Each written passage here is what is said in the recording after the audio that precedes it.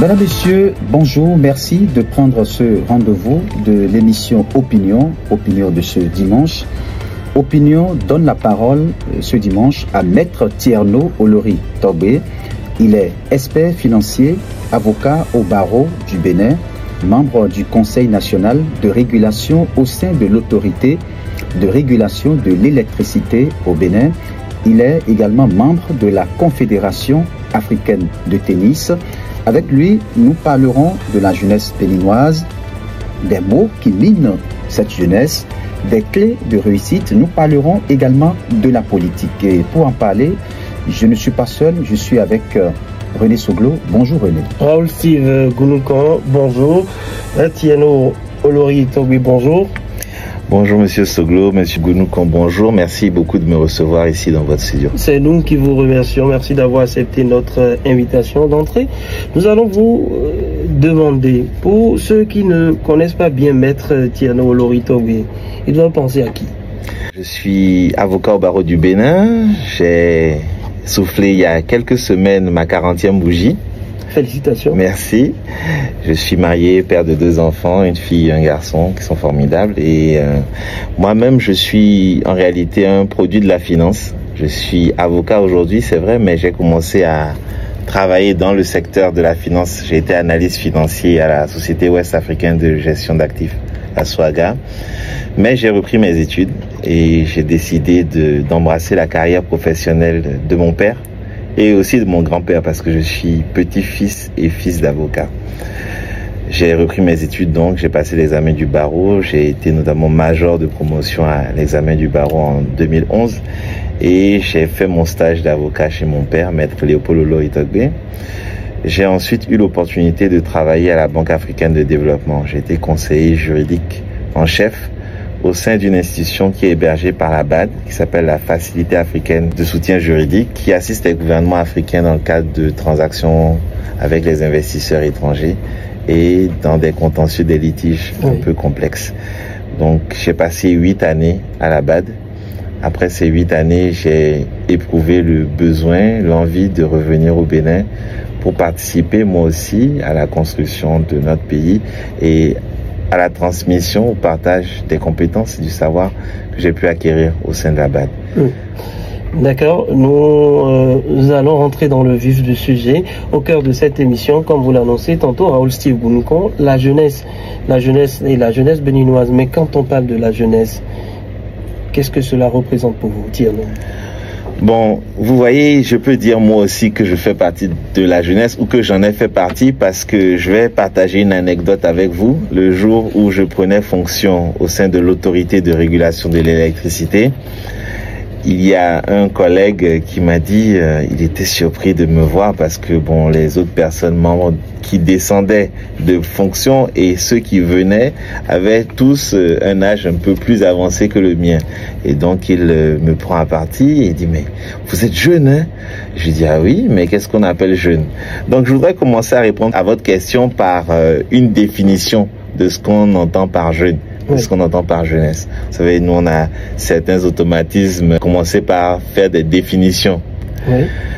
J'ai demandé donc à ce collègue qu'est-ce qu'on entend par jeune et pourquoi il me trouvait jeune. Et il me dit, par définition, selon la constitution du Bénin, on est jeune jusqu'à 40 ans. Donc je crois que j'étais encore jeune il y a quelques semaines. Et donc vous avez basculé de l'autre côté. Je viens de basculer de l'autre côté. Ouais. Donc je peux dire que la jeunesse constitue pour moi un sujet de préoccupation parce que j'en suis pas loin non plus. Ouais. Même si selon la définition de mon collègue, je ne suis plus jeune depuis quelque temps. Je pense qu'elle me tient à cœur parce que la jeunesse est le ciment d'une nation. C'est la jeunesse qui construit la nation et qui permet véritablement de développer un pays parce que c'est la force. Et aujourd'hui, les pays africains ont une population jeune et cette population jeune est une force. Ce n'est pas une faiblesse. À la fois, c'est une force, mais il faut qu'on puisse véritablement profiter de cette force-là pour qu'elle ne se retourne pas contre nous-mêmes. D'accord. Se faire de lance fait face à une kyrielle de difficultés, Raoul. Oui, aujourd'hui, la jeunesse, on le dit, est le fer de lance La jeunesse est l'espoir d'un pays. Aujourd'hui, quand vous jetez un regard sur la jeunesse béninoise, est-ce que vous êtes fier de cette jeunesse? Alors, depuis quelque temps, je suis en tournée partout dans le Bénin et j'ai l'opportunité de rencontrer la jeunesse béninoise. Je vois que cette jeunesse éprouve un certain nombre de frustrations, éprouve beaucoup de difficultés, notamment la question du chômage. L'emploi des jeunes est une préoccupation majeure au Bénin comme dans d'autres pays.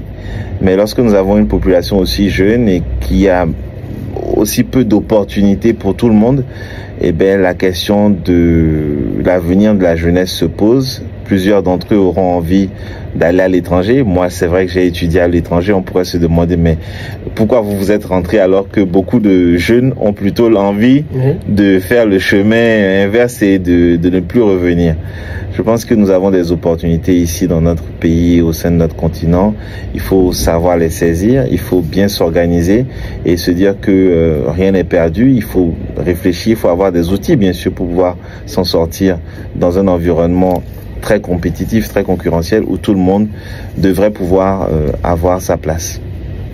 Alors, vous êtes jeune, vous êtes expert financier, je l'ai dit, avocat au barreau du Bénin, membre du Conseil national de régulation au sein de l'autorité de régulation de l'électricité. Vous êtes membre de la Confédération africaine de tennis.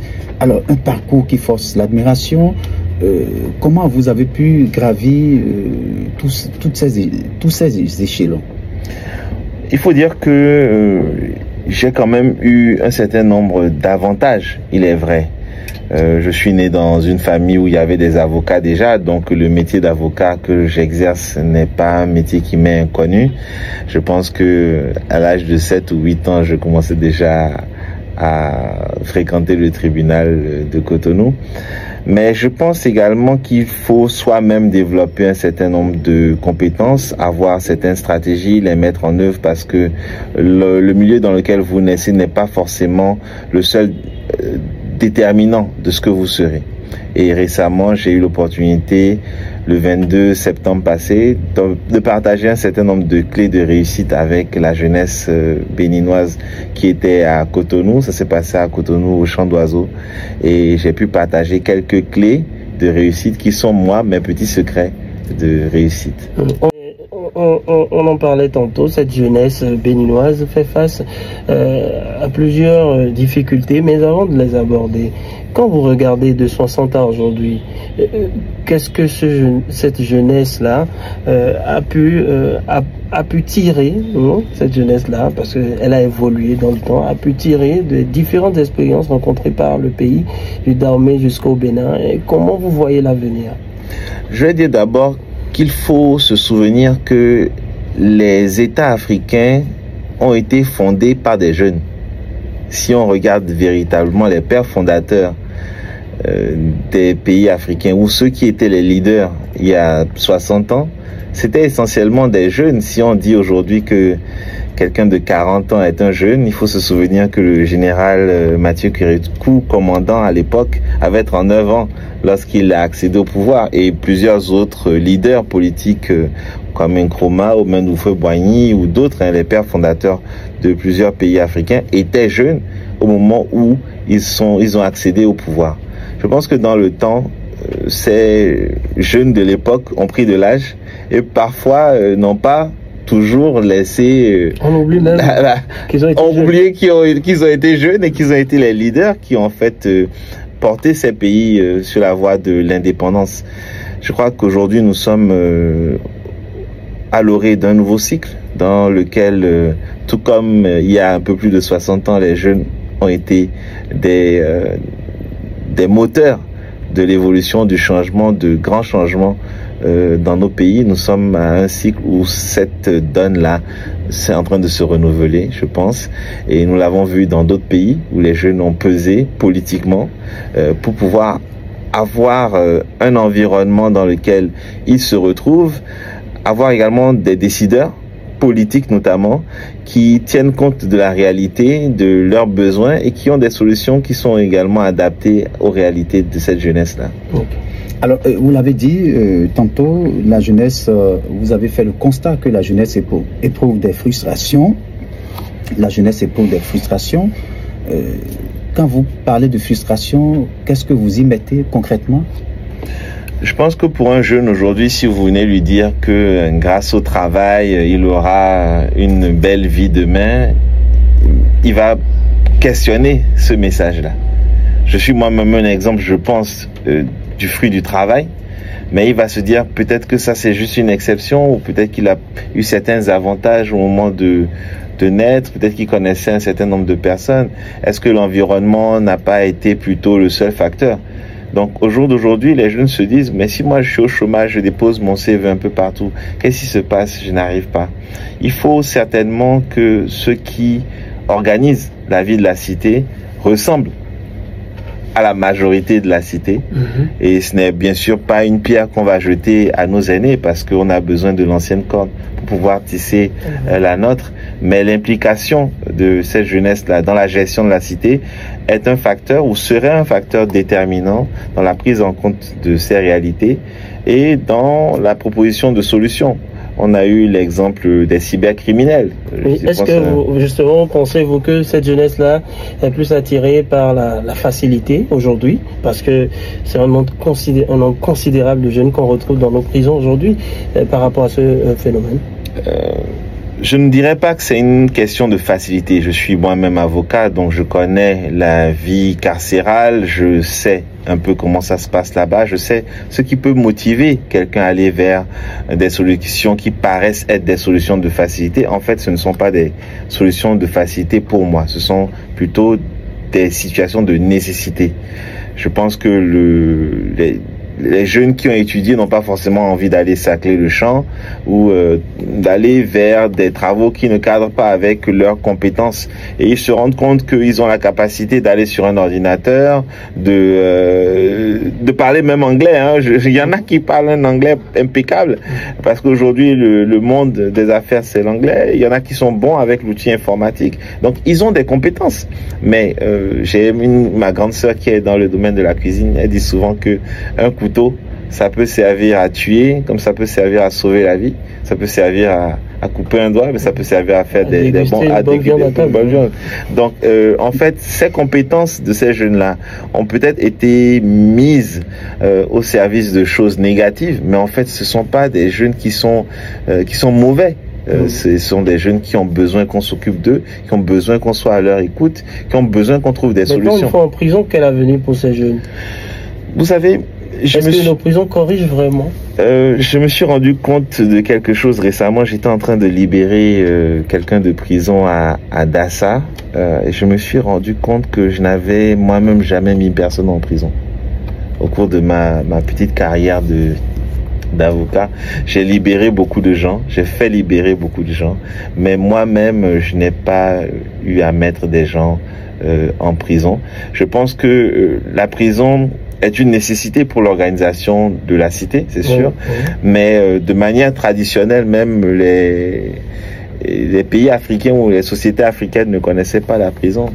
Il y avait le bannissement, il y avait les sévices corporels, il y avait un certain nombre de pratiques, mais le fait de prendre quelqu'un et de l'enfermer, en fait, c'était pas moi je suis quelqu'un proche en tout cas de la recherche de nos traditions, de nos valeurs africaines, et je pense qu'en cherchant, je n'ai pas trouvé dans la tradition africaine cette notion, cette pratique-là. Il y avait l'esclavage entre peuples africains, bien sûr, hein, il y avait l'esclavage, c'est-à-dire on prend le peuple ennemi, on le réduit à son service, ça existait. Il y avait les sévices corporels, il y avait le bannissement, mais le fait de prendre des gens et de les fermer dans un environnement et qu'ils deviennent en fait une charge pour tout le monde, et qu'ils s'empirent, parce que je pense que quand on rentre en prison, on se mélange, frotte avec des gens qui sont peut-être plus expérimentés dans un niveau supérieur dans le domaine du mal.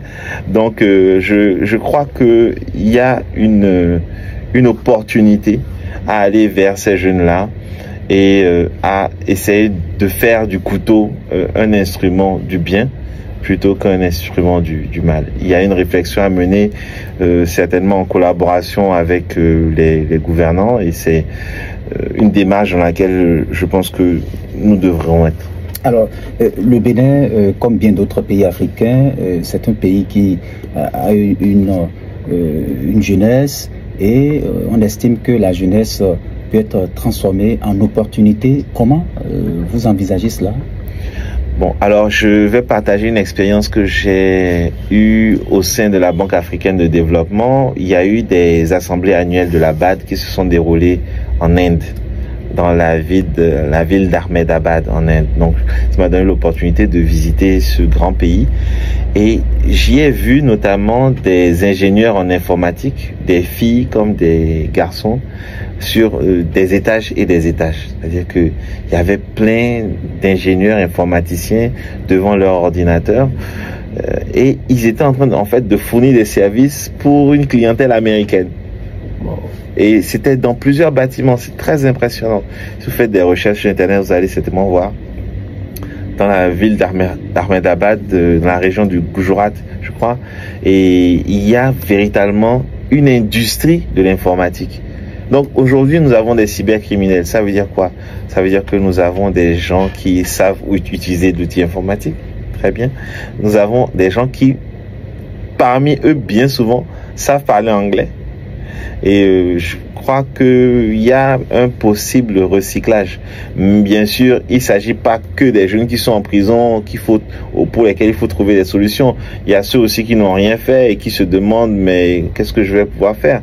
Et qui ont ces compétences. Et qui ont les mêmes compétences. Donc, par exemple, on pourrait voir dans quelle mesure développer une industrie informatique plutôt que de développer des nouvelles prisons pour enfermer ceux qui voudraient subvenir à leurs besoins. Parlons de ce phénomène. Est-ce qu'on peut remettre en cause l'éducation, notre système éducatif?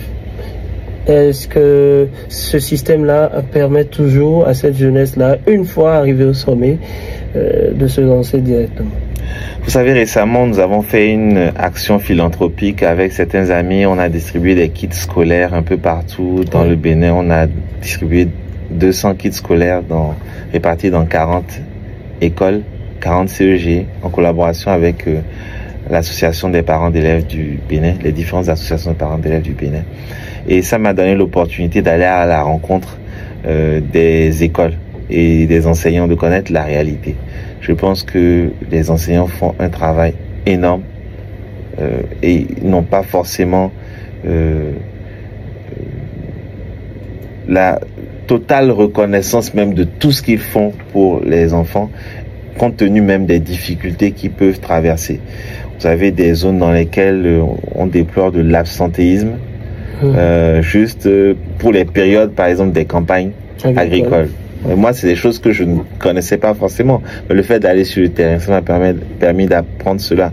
Donc, il y a beaucoup d'efforts qui sont déjà faits par les enseignants. Il y a beaucoup d'efforts qui sont déjà faits par tous ceux qui sont en charge du système éducatif. Mais il y a aussi une réalité extérieure. Donc, il faut pouvoir s'adapter aux réalités. On a voulu forcément répliquer un système éducatif qui est importé. Mais est-ce que si on prenait un peu de recul, on ne pourrait pas trouver des solutions pour que l'année scolaire, je ne sais pas, je donne des idées, je ne dis pas forcément que c'est ça, que l'année scolaire soit adaptée aux campagnes agricoles, par exemple. Parce que quand on est jeune, c'est vrai, dans un milieu agricole, il y a des petits jobs qu'on va faire, soutenir les parents. Et il y a certains jeunes même qui, en réalité, subviennent à leurs propres besoins en étant quasiment à leur propre compte. Des élèves, des élèves dans les CEG, qui sont quasiment à leur propre compte à travers l'agriculture. Et c'est avec ça qu'ils réussissent à vivre. Donc je pense que on pourrait réfléchir à développer des solutions qui sont adaptées à nos réalités et ça aiderait tout le monde. Voilà. Alors aujourd'hui, lorsque vous observez la jeunesse, est-ce qu'elle nourrit cette ambition de véritablement travailler pour être au service de son pays? La question de la fibre patriotique se pose lorsque un jeune est frustré. C'est normal. Donc avant de se dire même qu'on va travailler pour son pays, quand le jeune a plutôt envie de partir, vous voyez qu'il n'y a plus vraiment cette fibre-là. L'extrême même de la fibre, c'est de dire... L'Eldorado est ailleurs, ou c'est l'étranger qui me propose mieux que mon pays. Alors on se dit cela et c'est souvent à tort et c'est au péril de sa propre vie. J'ai eu des expériences de personnes qui sont parties et qui se sont retrouvées en situation d'esclavage, et maintenant on va me chercher pour essayer de trouver des solutions en tant qu'avocat, pour envoyer de l'argent même à des terroristes qui ont pris en otage des enfants africains, que ce soit béninois ou d'autres pays d'Afrique de l'Ouest, qui souhaitent des enfants qui sont partis, en fait, qui sont aux mains finalement d'esclavagistes, de terroristes qui sont dans le Sahel notamment. Oui, mais malgré ces exemples que vous venez de citer, des gens sont toujours candidats. Chaque jour, même pendant que nous parlons, des jeunes ont ce projet. Bien sûr, et ça c'est une question qui est non seulement une question migratoire, mais aussi une question sécuritaire. C'est-à-dire que même ceux qui restent ici et qui décident de ne pas partir et qui sont face au même constat, aux mêmes frustrations, il faut s'en occuper. Donc il faut pouvoir créer des opportunités. Je disais tout à l'heure qu'en Inde, par exemple, lorsque j'ai pu faire cette visite-là, les prestataires, les informaticiens qui sont là-bas fournissent des services pour des Américains ou pour des clients occidentaux. En fait, il faut pouvoir trouver des solutions qui sont adaptées et qui permettent aux jeunes d'aller au-delà de leur réalité du moment. Et ça, c'est une réflexion sur laquelle nous sommes. Avant de parler de la jeunesse et de la politique, Tierno Loritowe, dites-nous, qu'est-ce qui s'offre à cette jeunesse aujourd'hui pour s'en sortir, pour ces jeunes, pour ces centaines ou milliers de jeunes qui nous suivent? Quel message vous avez, quelles solutions vous leur proposez pour mieux organiser leur vie? Alors, je voudrais leur dire qu'il faut regarder autour d'eux, ne pas penser forcément que c'est un métier dans un bureau qui va leur permettre de se développer, de s'en sortir. Vous allez voir que les plus grands milliardaires du monde ne sont pas forcément ceux qui ont fait les plus grandes études. Mais je pense que ceux qui s'en sortent dans la vie sont ceux qui observent autour d'eux, qui prennent le temps d'observer leur environnement, qui prennent le temps de vérifier leurs propres capacités. Imaginez un jeune qui est dans une cour commune dans laquelle il y a un puits dans la maison et qui voit des motos passer. Il peut décider d'ouvrir un lavage moto. Et ça peut commencer comme ça. Donc je vais leur dire d'avoir une plus grande attention à leur environnement, de s'analyser eux-mêmes et de commencer par ce qu'ils peuvent faire qui est à leur disposition dans les voies les plus légales possibles. Voilà, dans les voies légales, tout simplement. Voilà, il y a des clés, des stratégies pour y arriver? Bon, je peux peut-être partager moi-même mes propres clés, mes propres stratégies, comment je fais moi, parce que c'est pas d'autres... Vous allez les prendre, mettre dans les séries, voir? Bon, je pense que d'abord, il faut avoir une vision. Il faut avoir un grand rêve pour soi-même. Voilà, quelqu'un peut dire, j'ai un ami à moi qui est un grand transporteur et qui m'a dit que lui, il avait rêvé un jour, il avait fait un rêve et il avait vu plusieurs camions qui tournaient, qui lui rapportaient de l'argent. Il était encore très jeune quand il a fait ce rêve-là et peut-être s'il nous écoute, peut-être se reconnaîtra. Et c'est ça qui l'a motivé à démarrer. Il a été un intermédiaire dans le transport. Il n'avait pas de camion, hein. Il allait sur le port, il trouvait des marchés et puis il sortait, il trouvait aussi des camions qui allaient exécuter les marchés en question, et donc il a servi d'intermédiaire pendant quelques temps et au fur et à mesure il s'est lancé et il a aujourd'hui une société avec des camions qui tournent. Donc il faut d'abord avoir une vision, il faut avoir un rêve. Donc moi c'est la première étape. Ensuite il faut faire une analyse, une autocritique de soi-même et de son environnement, et c'est ce dont je parlais tout à l'heure. Voir ses forces, ses faiblesses, voir chez qui on peut aller peut-être demander de l'aide pour pouvoir mettre en place une solution. Ensuite, il faut avoir un tableau de bord, c'est-à-dire il faut se suivre soi-même. Vous savez, un individu, c'est comme une société. Vous avez la radio ici aujourd'hui, elle doit payer des employés, elle doit payer des charges, elle doit investir pour pouvoir renouveler le matériel au fur et à mesure.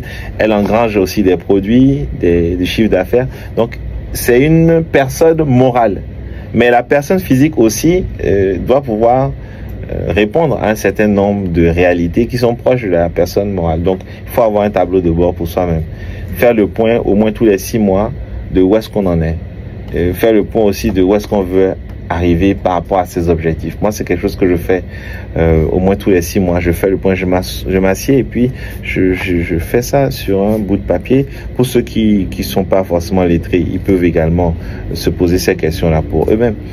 La 4e clé, c'est pour moi, en tout cas, c'est la lecture.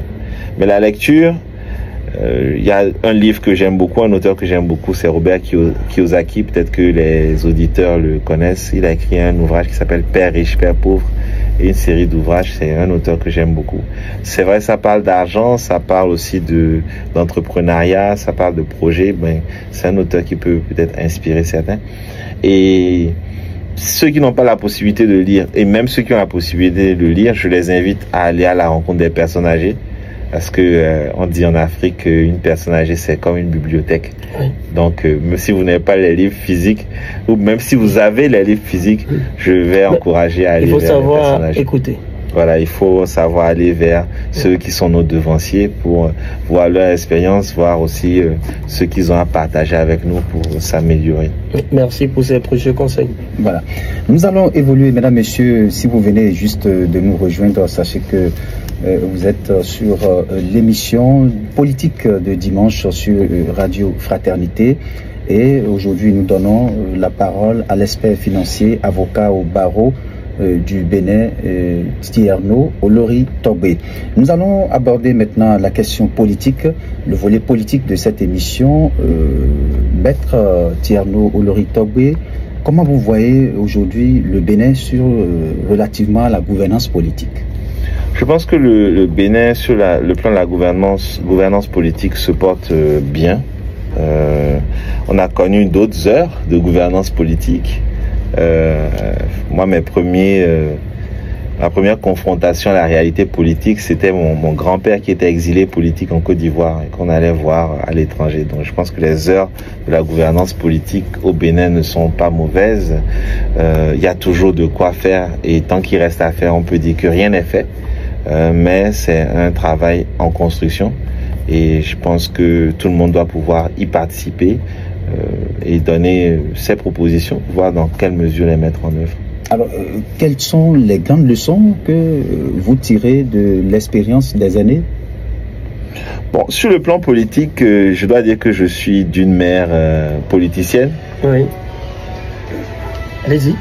Je suis d'une mère politicienne, donc certains auront certainement reconnu dans mon nom, ou quand les gens me voient, ils reconnaissent les traits de ma mère, Madame Claude Olori Togbe, née d'Almeida. Elle a été notamment membre de FCBE, elle a été ancienne directrice générale de la SOBEMAP et du CNCB, notamment sous le président Boni Yayi. Donc j'ai la chance d'avoir une source d'information, une référence sur le plan politique qui est certainement l'une des meilleures références qu'un individu pourrait avoir. Sa propre maman peut donner des bons conseils ou être une excellente référence sur le plan politique.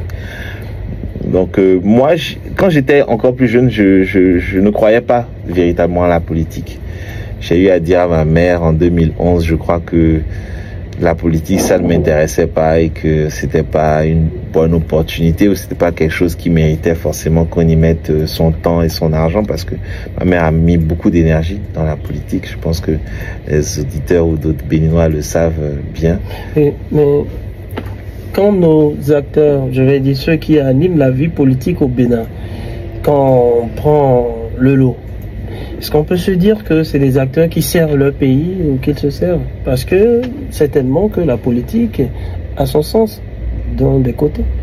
Oui, moi je disais notamment, par exemple, le modèle que moi j'ai. Au moment où je disais que la politique ne m'intéressait pas, j'ai rapidement compris qu'elle devrait m'intéresser. Pourquoi? Ma mère m'a notamment dit à ce moment-là que nous étions une famille de politiciens et que si on ne fait pas la politique nous fera. Si tu ne fais pas la politique te fera. Je crois qu'il faut s'engager en politique. Il faut s'intéresser à la chose politique. Il ne faut pas être en marge de la politique. Parce que qu'est-ce qui peut pousser un citoyen à fuir la politique? Bon, on peut se dire que c'est dangereux. Et si vous dites je suis dans la politique, on aura envie de vous dire ah non, c'est un milieu qui est un milieu dangereux, un milieu hostile, un milieu où on se fait des coups bas, etc. Mais je vais vous donner une phrase. Si vous dites que l'éducation ça coûte cher, demandez-vous aussi le prix de l'absence d'éducation. Ça coûte certainement plus cher. Donc, si vous dites que c'est dangereux de faire la politique, demandez-vous aussi quel danger vous courez à ne pas en faire. Voilà. Alors, quand on parle politique, on voit aussi 2026, les élections générales de 2026 au Bénin. Comment vous entrevoyez l'avenir politique du Bénin? Je pense que 2026, c'est un grand rendez-vous pour nous tous. C'est un grand rendez-vous pour nous tous et d'abord un grand rendez-vous pour la jeunesse béninoise. Je crois que l'Afrique a démontré que la jeunesse constitue aujourd'hui un poids politique majeur. Et nous avons le cas, je peux citer, que ce soit le Sénégal notamment, la dernière référence en date dans le domaine, on a pu voir ce que la jeunesse a pu démontrer en termes de capacité, en termes de poids du nombre, parce que une élection législative ou présidentielle, ce sont des chiffres qui parlent. C'est d'abord des chiffres. Aujourd'hui, les jeunes représentent, si on prend la définition de mon collègue de la rue qui parlait de cas d'âge, de 18 à 40 ans, nous avons certainement plus de 60% de l'électorat qui va s'exprimer en 2026. Est-ce que la jeunesse dont on parle là a conscience de mais cette justement, il faut qu'on l'en informe. Il faut qu'on informe la jeunesse qu'au jour d'aujourd'hui représente plus de 60% de l'électorat. Ils décident pratiquement. Oui, c'est eux qui décident. C'est nous qui allons décider. Si on décide d'aller à gauche ou à droite, eh bien, on ira à gauche ou à droite. C'est qu'il y a une expression de « il dit à droite ». Je vais à droite, il dit à gauche, je vais à gauche, mais... c'est cette jeunesse-là qui dit... Cette fois-ci, c'est la jeunesse qui va dire... C'est la jeunesse qui va dire à droite ou à gauche, et c'est la jeunesse aussi qui va dire pi et qui va dire pas. Donc, je crois que c'est un rendez-vous. 2026, je l'envisage sous l'angle de la présence de la jeunesse. Voilà. Alors, des propositions. Donc, comment négocier ce virage? Justement, parce que quand on parle d'élection, il y a surtout cette peur que la paix est en danger. Je pense que d'abord, il faut avoir la foi que tout se passera très bien. Le Bénin est une référence et les mains de nos ancêtres seront avec nous par la grâce de Dieu pour que la paix soit préservée. Il faut avoir la foi.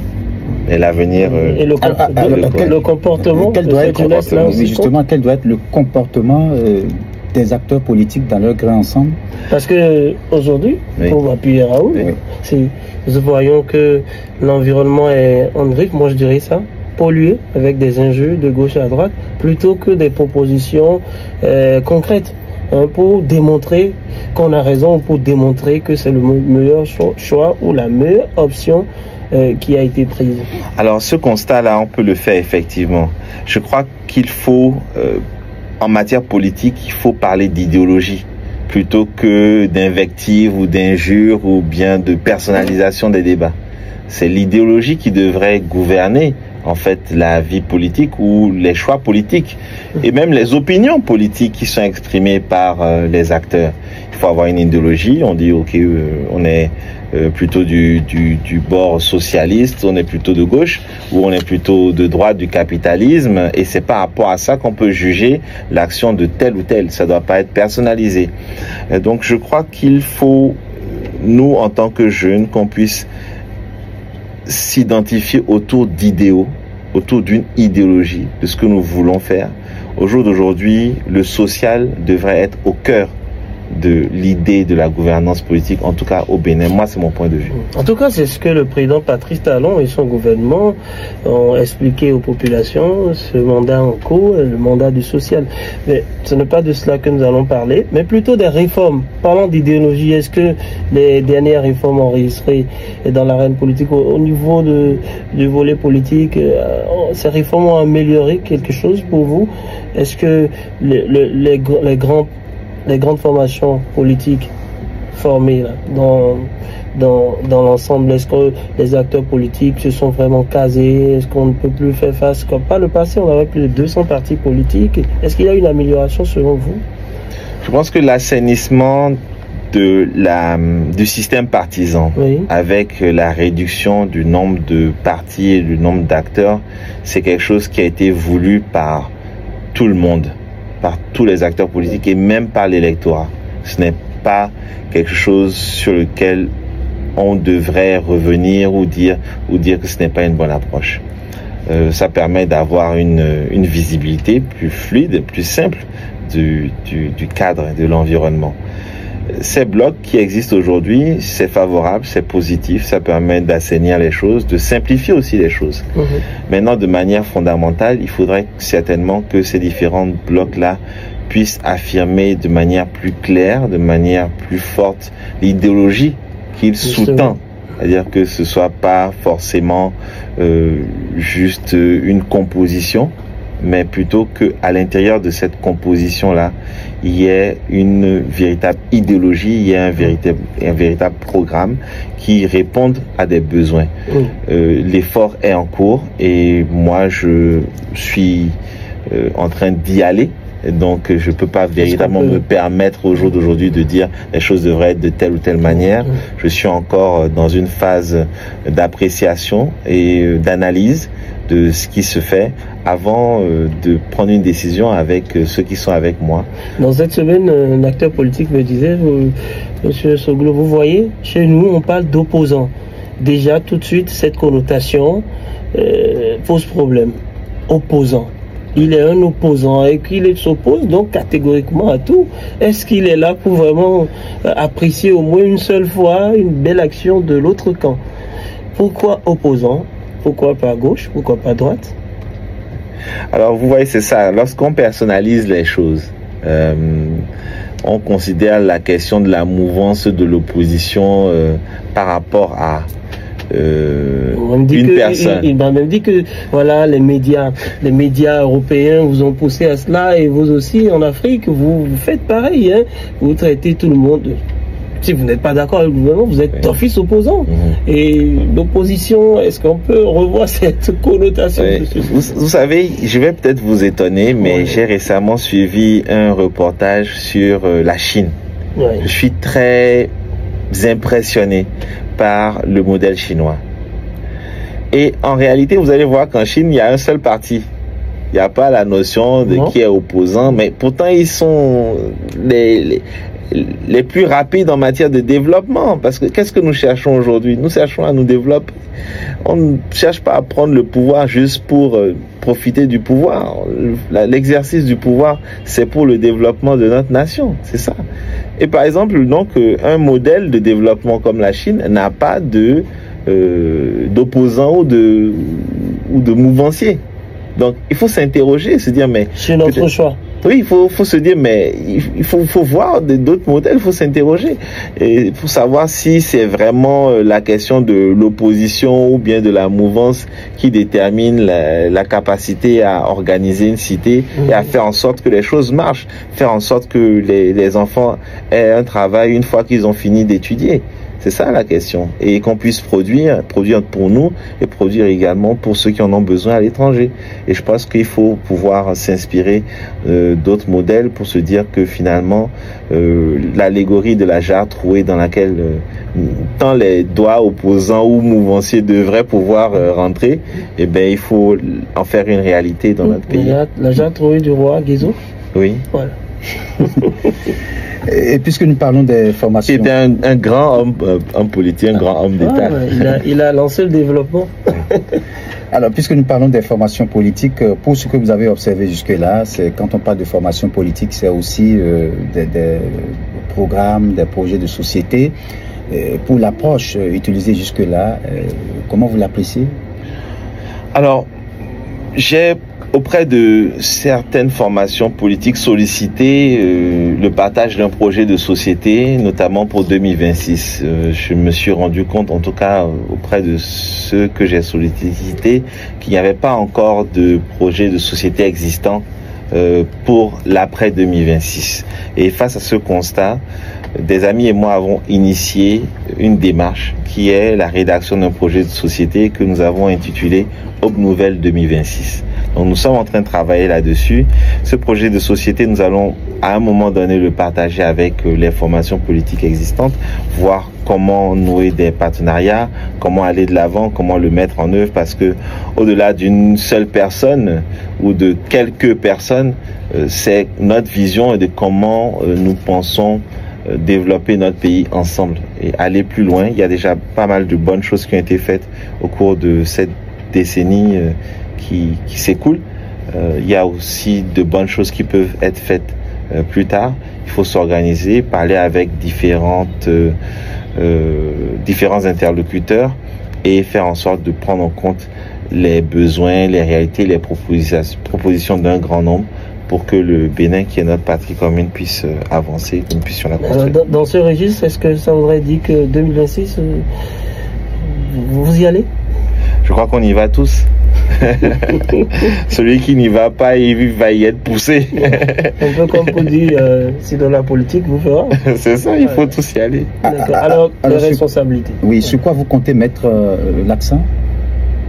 Les responsabilités aujourd'hui, si, par exemple, on suscitait, bon, c'est le mot, c'est pas, si l'on vous dénichait, si l'on vous proposait.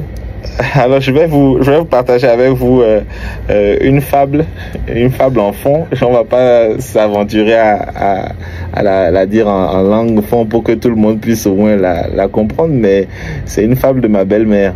Ouais. Et qui dit que on a proposé à un Marouya de devenir le chef du quartier. Et le Marouya a dit: oui, moi je veux bien devenir chef du quartier, mais il faut d'abord que vous allez négocier avec les enfants qui ont les lance-pierres là, parce que eux ils lancent des cailloux sur moi toute la journée. Si eux ils acceptent que je sois le chef du quartier, moi je suis prêt pour le faire. Bon, les tirs vont cesser. Donc en ce qui me concerne, j'ai pas envie de paraphraser forcément le grand homme d'État, le général Mathieu Kérékou ou d'autres qui savent très bien la morale de cette histoire-là. Je pense que c'est en fonction du plus grand nombre et de ceux qui vous appellent aux fonctions que vous pouvez pouvoir vous positionner à un endroit ou à un autre, que ce soit député ou plus. Voilà. Alors, comment vous voyez aujourd'hui le fonctionnement des institutions de la République? Le fonctionnement me paraît stable. Je suis moi-même membre d'une des institutions de la République, notamment l'autorité de régulation de l'électricité. Je suis très reconnaissant et très fier et honoré de pouvoir participer à cet organe-là qui fait partie des organes importants, parce que l'électricité, si on peut aujourd'hui tourner, c'est parce qu'il y a l'électricité et on souhaite que cette électricité-là puisse atteindre le plus grand nombre de Béninois. C'est la couverture universelle que nous recherchons. Les institutions de la République sont en place et fonctionnent.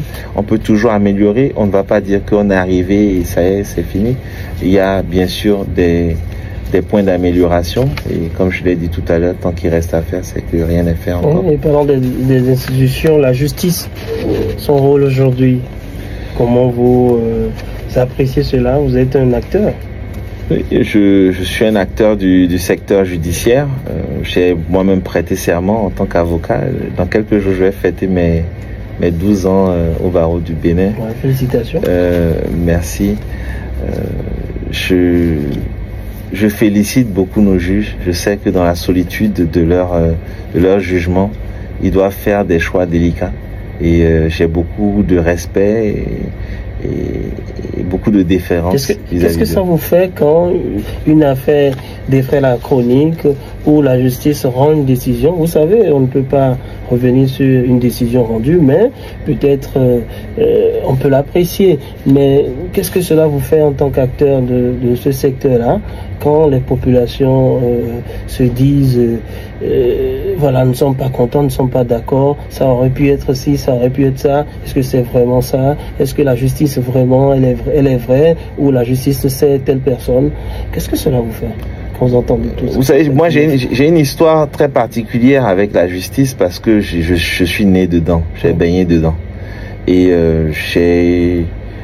je considère que ce n'est pas facile de rendre justice. Je me permettrai pas de se tromper. Mais je pense qu'ils sont pas la justice divine, ils sont la justice des hommes, et la justice des hommes, elle est faillible. Donc tout ce que je peux faire moi de ma position, c'est de défendre mes clients par voie judiciaire. Je ne vais pas sur les ondes pour parler de mes dossiers. Vous avez certainement pas jamais entendu que je suis allé sur des ondes pour parler de mes dossiers. Mon père aussi ne le fait pas, et pourtant il a défendu des très grands dossiers. Dans le passé comme maintenant, il a œuvré sur des grandes affaires, mais c'est une question de style. Mon style à moi, c'est de défendre mes clients devant le prétoire et de me soumettre au jugement que le juge me soumettre à la décision que le juge aura rendue en allant vers les voies de recours qui sont offertes. Voilà. Et en y croyant. Il faut toujours y croire. Toujours y croire. Alors, tout le monde aspire aujourd'hui au développement dans notre pays, et quand on parle de développement, ça touche un certain nombre de secteurs. Et selon vous, quels sont les leviers sur lesquels on doit toucher si le Bénin vraiment veut aller vers le développement? Alors, je vais vous surprendre, mais au cours de ma tournée, j'ai pu voir une décision qui pourrait booster, permettez-moi l'anglicisme ici, de booster le développement du Bénin. Est-ce que je peux partager ça avec vous? Et puis à nos auditeurs, ils vont rentrer à la maison et ils vont, en tout cas de leur maison, ou vous en rentrant chez vous, vous allez réfléchir à cette proposition. Et si le Bénin passait à l'anglais? À l'anglais. Et si nous faisions de l'anglais une deuxième langue nationale au même titre que le français? Au jour d'aujourd'hui, au jour d'aujourd'hui, vous voyez, le monde entier parle anglais. Il y a que quelques peuples comme les nôtres, pour l'histoire qu'ils ont, qui parlent encore cette langue-là. C'est un trésor, bien sûr. La langue française est une très belle langue, il faut la préserver. Tout comme nos langues nationales, il faudrait les exploiter davantage, les valoriser. Mais l'anglais au jour d'aujourd'hui est un instrument de développement. Au cours de mon parcours du tour du Bénin là, que je suis en train de faire, et j'ai découvert le petit village en fait de Lobogo, dans le Mono. Oui. Et à Lobogo, en réalité, les gens parlent anglais. Parce que il y a pas mal de ressortissants de Lobogo qui vivent au Nigeria, ou en tout cas qui ont une histoire particulière avec le Nigeria. Vous allez voir qu'à Lobogo est peut-être la première ville bilingue du Bénin, mais qui n'est pas située proche d'une frontière avec le Nigeria. Je vous assure que la vie à Lobogo ressemble à une vie d'un pays bilingue. Parce que les pancartes sont en anglais, les noms des restaurants sont en anglais, et plein de choses sont en anglais. Et j'ai pu voir les élèves du CG de Lobogo s'exprimer en anglais. Et donc ça veut dire que c'est pas impossible. Faut pas qu'on se dise que c'est quelque chose complètement surréaliste. C'est très possible. Nous avons la plus grande économie d'Afrique qui est notre voisin, on s'en rend même pas compte. Et si vous prenez les pays asiatiques, vous allez vous rendre compte que plusieurs pays se sont développés en se greffant à des pays qui étaient déjà développés. C'est la stratégie en vol d'oiseau, on a appelé ça dans les théories économiques. C'est-à-dire qu'il y a un grand qui est déjà développé, on lui fournit maintenant peut-être des composants par rapport à ce qu'il produit. Oui. Et donc on produit les composants des produits qui sont déjà avancés chez eux. Par exemple, en matière informatique, on va faire les plaquettes et eux, ils vont faire les téléphones ou bien les ordinateurs. Vous voyez ce genre de choses-là. Donc, c'est une opportunité, ce géant du Nigeria, c'est une opportunité de pouvoir lui fournir des services ou des biens. Ensuite, à l'échelle internationale, si vous voulez avoir vraiment des investisseurs, moi, j'ai passé 8 ans à la Banque africaine de développement. La vraie langue de la BAD, c'est l'anglais. Pour pouvoir rentrer même à la BAD, si vous ne parlez pas anglais, ça va être très difficile pour vous. Mais si vous ne parlez pas français, vous pouvez vous en sortir. Donc en termes d'idées, je ne vais pas partager ici toutes les idées, mais c'est un atout. C'est un atout, et je pense que ce n'est pas surréaliste que de penser à faire du Bénin un pays bilingue. Alors, vous avez parlé de la BAD, vous avez parlé de l'Afrique. Est-ce que vous sentez que le Bénin est respecté au-delà de nos frontières? ça dépend, vous savez, ce qu'on appelle respecter. Parfois, on dirait que les Béninois sont craints. Moi, j'ai vécu 8 ans en Côte d'Ivoire. Je pense que les Béninois sont respectés par leur dévotion au travail. Nous sommes un peuple de travailleurs et c'est reconnu à l'échelle internationale où on travaille, on met du temps et du cœur à l'ouvrage. Ça, c'est reconnu. C'est ce que je sais du parcours, du passage que j'ai eu à l'étranger. En tout cas, de la perspective ivoirienne, je pense que les Béninois sont quand même bien accueillis. D'abord, je veux remercier le peuple ivoirien pour m'avoir accueilli pendant 8 années et j'ai passé un très bon temps là-bas. Et en tout cas, le Bénin est respecté là-bas. Et dans les autres pays aussi, je pense que les Béninois sont des références. Alors, Maître Thierno Olori-Togbe, nous avons fait le tour. Si vous aviez un message ce matin.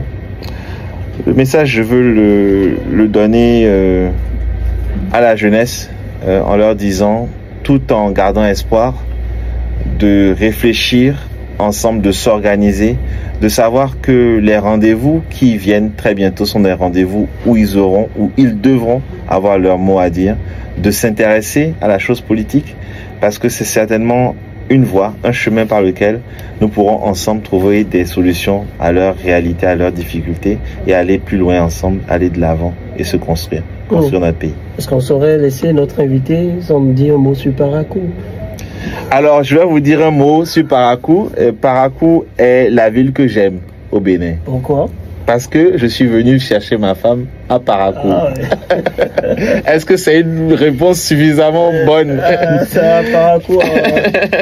Alors, la Parakou a vraiment le gros lot et je salue toute ma belle famille qui habite ici et dans les environs, qui se reconnaîtront.